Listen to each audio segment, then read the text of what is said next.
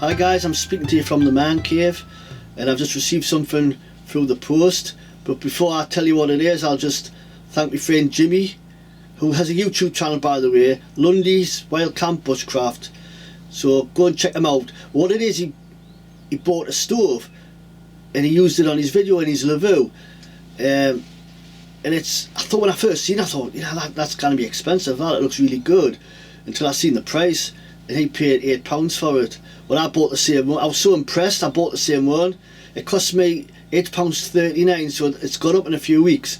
Maybe it's the popularity of them, the prices are going up, you know. But without further ado, I'll just show you this because I'm waffling. This is basically how it came. I took the outer packaging off and I have opened it and had a look inside, but I haven't used it yet, so it is kind of like what you see is how it comes.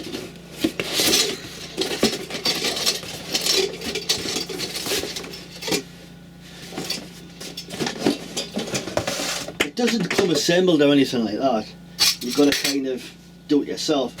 But I'll just show you the bits and pieces. I have done a little bit of reading up on it, so I kind of know a little bit about it. And that's all the parts that comes with it. As you can see, it's not the best quality. Don't know whether you can see that. It's made from, well, out of pressed steel. And you know, there's a few little bits, it's bent in places.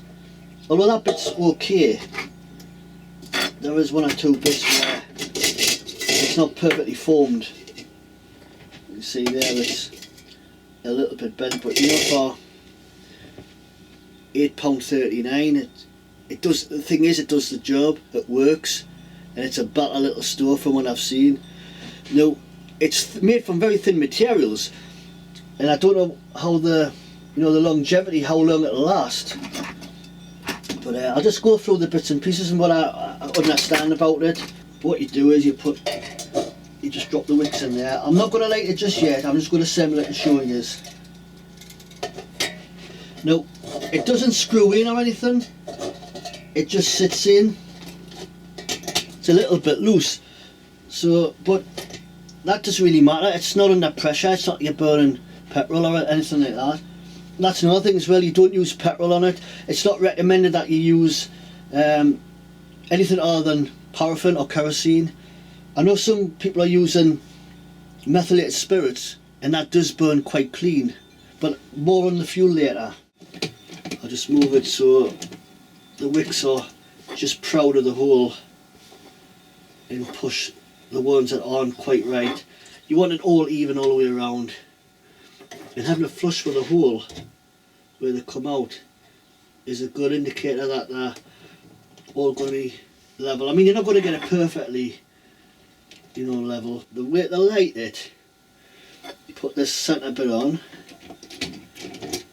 and the wicks are moving freely. I'll then put the outer part on. Is it a catalytic converter? Don't know what you really call it. A catalyst, or I don't know. I'll just shake the dribbles off.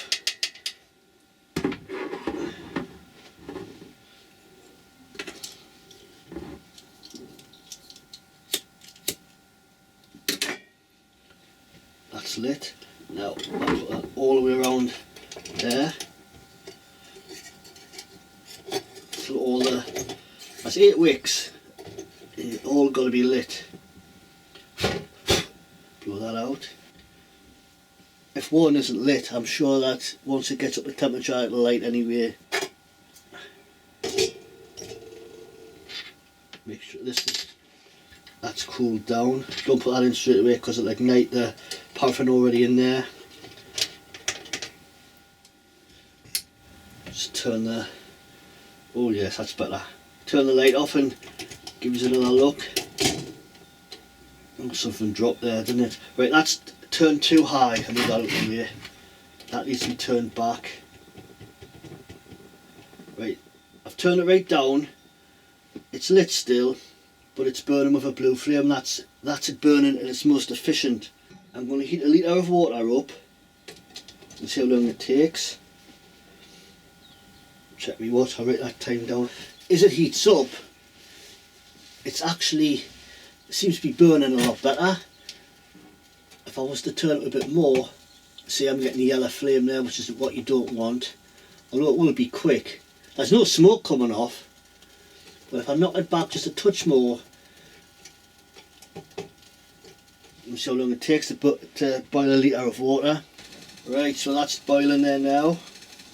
What's the time? That was 16 minutes to boil that water, so I'm really impressed.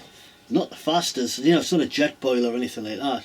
And I suppose if I turned it up, I would have gotten a little bit faster, you know, but I'm not going to complain with that. And this thing doesn't burn much juice, honestly it doesn't. I've got some information here, some specs.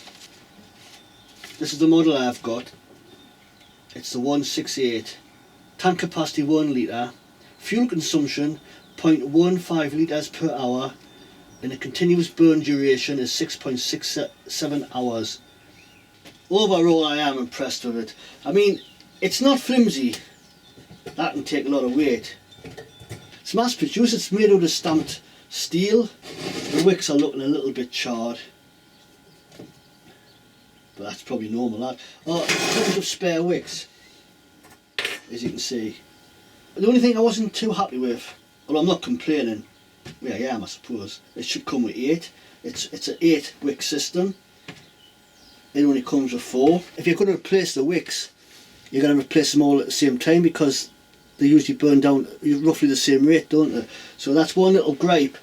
Should have gotten 8 spare wicks. Don't you just love cheap and cheerful there? So I'll just give you my final thoughts on it. I've written a few things down. You know, the pros of it's cheap and cheerful. It burns multiple fuels. You know, although you don't want to be burning diesel. You know, you can, as an emergency, burn it outside, but you can, it's carcinogenic, you can get cancer. So in an emergency situation, well ventilated area, you can cook on it outside, but you don't want to be heating a shelter up or anything like that, or cooking indoors with it. Paraffin's the way forward. It's, you know, more cost effective than say using methylated spirit. But I'll just point out that only paraffin is recommended, no other fuels. You don't be burning petrol in it or anything like that. But you can get away with meths. It burns cleaner.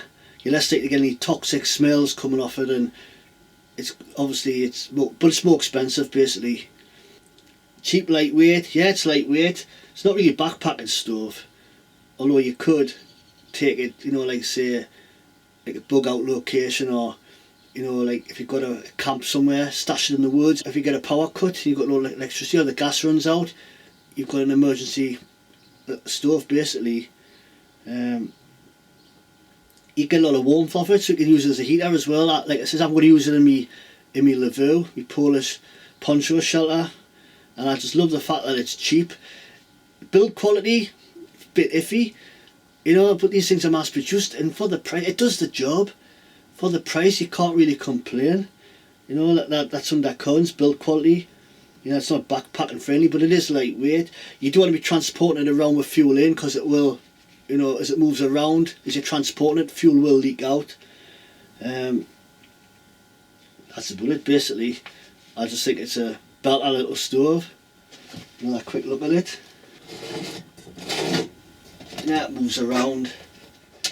It's a bit loose, but like I said, it's cheap and cheerful, and I love cheap and cheerful. It reflects my personality. Boom, boom. There you go, guys. A fantastic, cheap and cheerful stove, all the way from China, that won't break the bank. And I look forward to taking it out at a later date and using it, you know.